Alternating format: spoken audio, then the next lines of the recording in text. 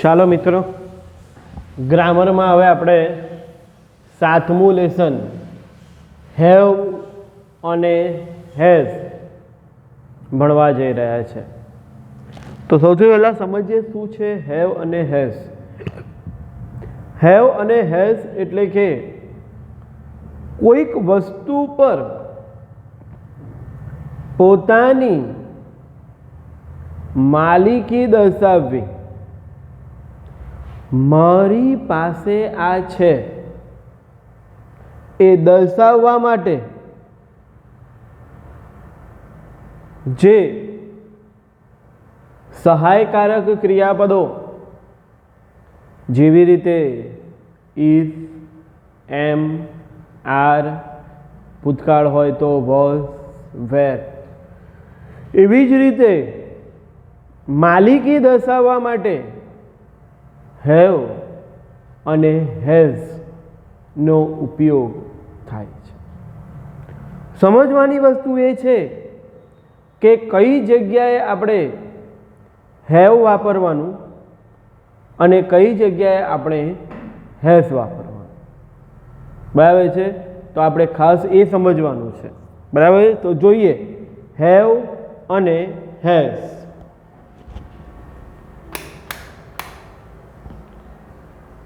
To have મુખ્ય ક્રિયાપદનો અર્થ ની પાસે હોવું થાય, તે માલિકી દર્શાવે છે. I have 4 books. મારી પાસે 4 ચોપડીઓ છે. I have 10 chairs. મારી પાસે 10 ખુરશી છે.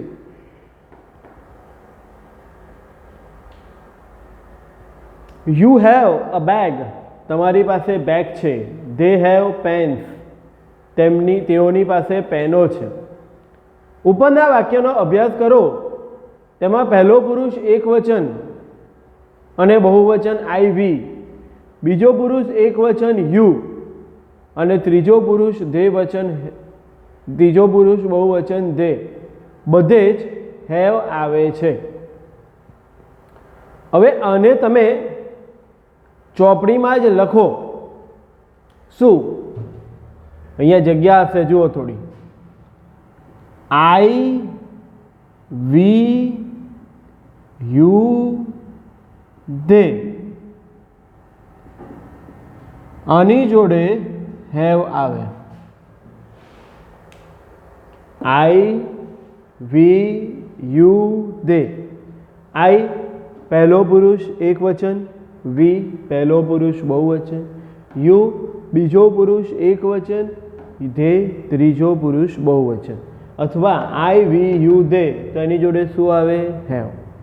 અને અહીંયા નીચે જગ્યા છે. હી, શી, ઇટ, કે કોઈ એક નામ હોય તો એની જોડે હેઝ આવે.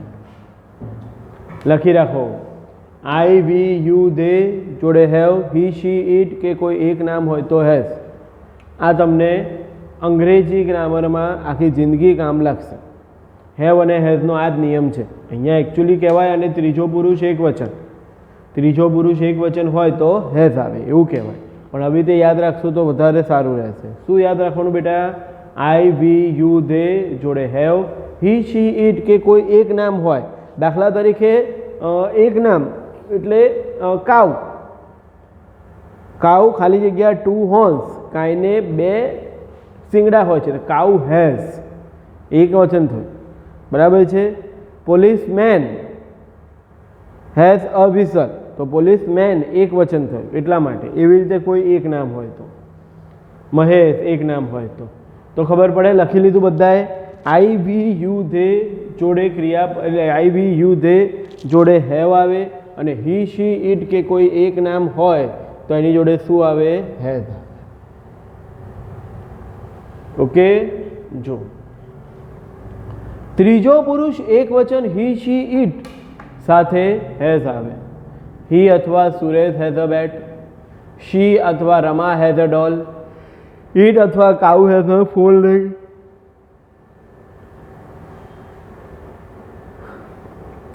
પ્રશ્નાર્થ વાક્ય બનાવવા હેઝ અને હેઝને વાક્યની શરૂઆતમાં જ મુકાય. એચ કેપિટલ કરવાનો હોય. યુ હેવ ટોયસ, બહુ સરસ છે. જો યુ હેવ ટોયસ શું થશે? Have you toys?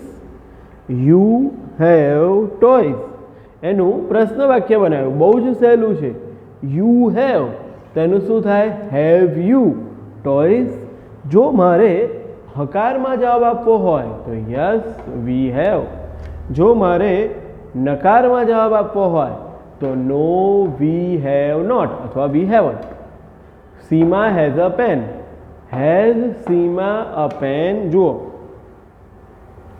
Yes she has, no she has not અથવા હેઝન્ટ. પડે? ખબર પડે? આ બધું જ તમારે ચોપડામાં વ્યવસ્થિત લખવાનું છે. હા, ગુજરાતી લખવાની જરૂર નથી, આપણે એવું લખવાનું હો બેટા. Seema has a pen. Has Seema a pen? Yes she has. No she has not. આપણે કે આ ગુજરાતીની કંઈ જરૂર નથી. સીમાડી પાસે પેન હોય કે ના હોય. ચાલો એક્સરસાઇઝ. એક્સરસાઇઝની બાજુમાં હું એક વખત ફરીથી લખું બેટા. આઈ વી યુ દે. એની જોડે શું આવે? હેવ. He she it. કે કોઈ એક નામ તો એની જોડે શું આવે બેટા? હેઝ. ઓકે, તો જુઓ,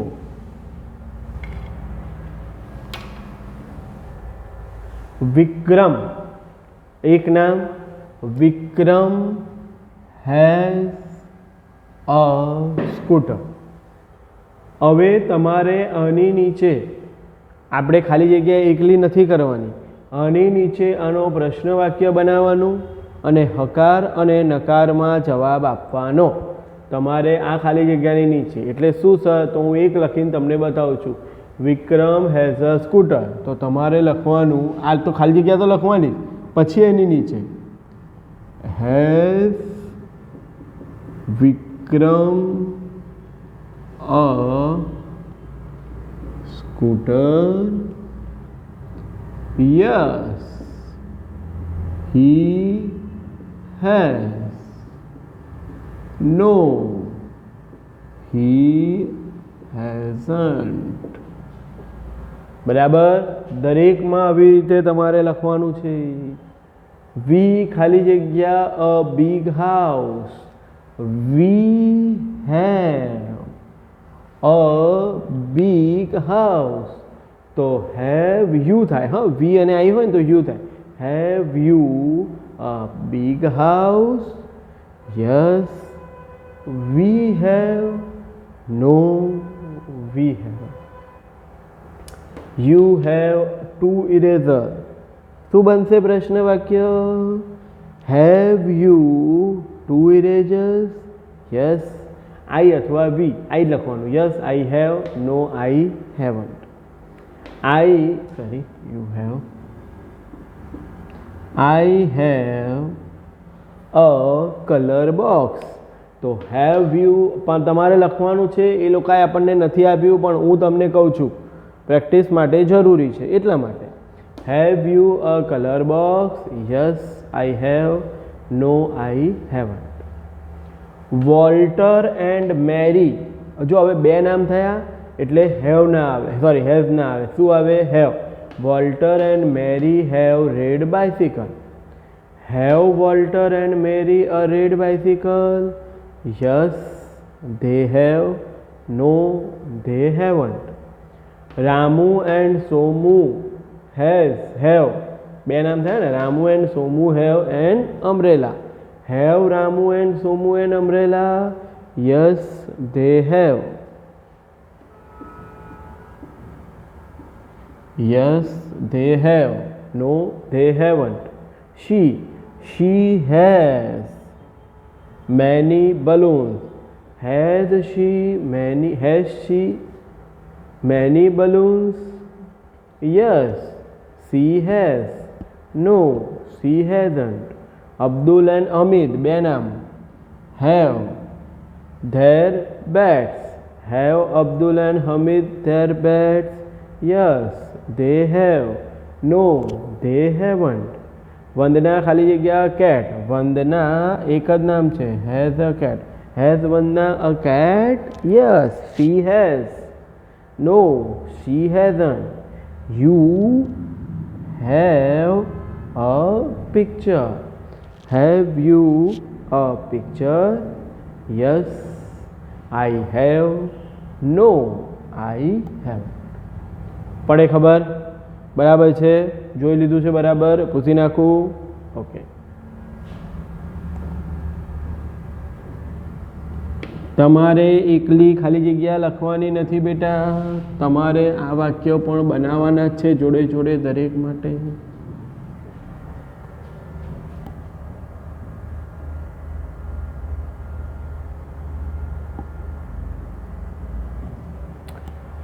કૌંસમાં આપેલા શબ્દનો ઉપયોગ કરી વાક્યો ફરીથી બનાવો. ચિરાગ હેઝ અ ન્યૂ બેટ. એની જગ્યાએ આઈ. હવે ચિરાગ એક નામ છે એટલે એની જોડે હેઝ આવ્યું, પણ આઈ જોડે શું આવે? હેવ. તો I have a new bat. My friends have many toys. Friends અહીંયા બેટા બહુવચન છે એટલે હેવ આવ્યું.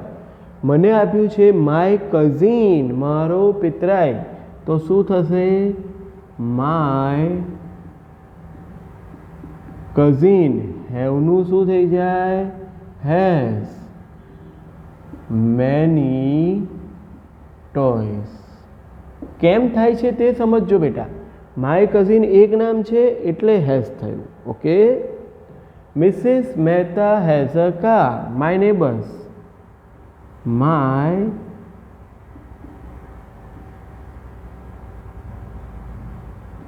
નેબર્સ. હવે માય નેબર્સ, નેબર્સ એટલે બહુવચન થયું, તો my neighbours have a. Hina and Leena have flowers. તો આઈ છે તો આઈ જોડે પણ શું આવશે? હેવ જ આવશે. દર વખતે બદલી નથી નાખવાનું, વિચારવાનું છે. હિના અને લીના હેવ છે, બે નામ છે એટલે, પણ આઈ જોડે પણ શું આવે છે? હેવ જ આવે છે. હી હેઝ અ બોલ. યુ, તો યુ જોડે શું આવે? યુ હેવ અ બોલ. Ramjibhai has a tractor. They જોડે શું આવે? They have a tractor. બોલો, પડે ખબર? ક્લિયર? ખ્યાલ આવે આટલામાં? બરાબર છે. ચાલો આગળના વાક્ય જોઈએ.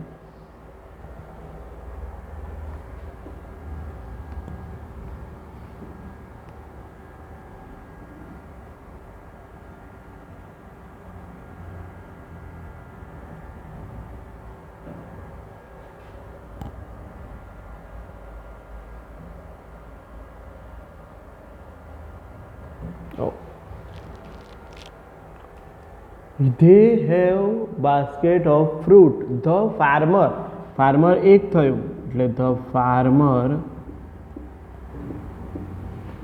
has a basket of fruit. Kirit and Kiran have marble. Ketan એક નામ છે એટલે શું આવશે? Has marbles. આપણે માર્બલ્સ ના જોવાનું, હેઝ એ કેતન સાથે લાગે છે. કેતન એક વચન છે એટલે has. Rehana has a dog. તો વી